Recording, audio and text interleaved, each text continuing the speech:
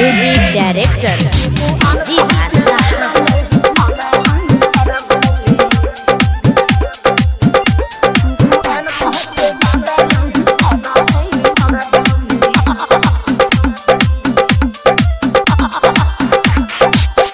गली सेब शरीफा साथी चौड़ी आटा यो आधा औली आधा भुलौली आना गली सेब शरीफा साथी चौड़ी आटा यो आधा औली आधा भुलौली सुपु आन के दादा यो आधा औली आधा भुलौली सुपु आन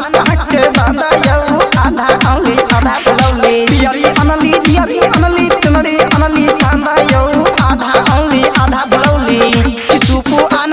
के दादा यो आधा औली आधा भुलौली सुपु आन के दादा यो आधा औली आधा भुलौली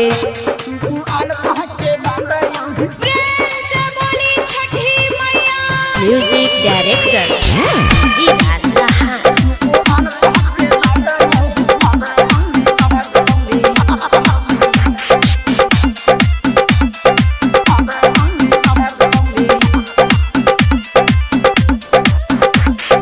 जैसी बाजारे जे कुछ याने धोले लके भूलवना यो पूजा पाठ के हर सलिए बुझै छी आहा खेलवना यो बुझै छी आहा खेलवना जे कुछ याने जैसी बाजारे धोले लके भूलवना यो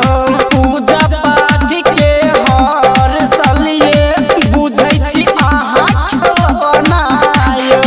उठ कट के अंतिम पिया घर जैती मर्यादा यो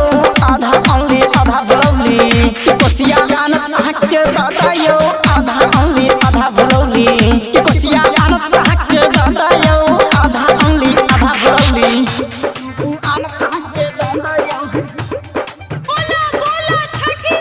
म्यूजिक डायरेक्टर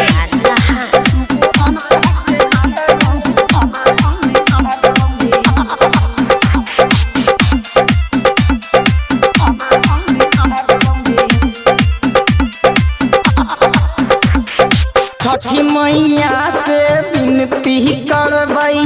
हाथ दोनों पसार के ठीक तू कद सैया के भूले वाला सब बीमारी के छठी मैया से हम विनती करबई दोनों हाथ पसारी के ठीक तू कद सैया के भूले वाला बीमारी के प्रेमी शत्रुधन से नहीं छी आहा ज्यादा यो आधा औली आधा भुलौली सुपु आन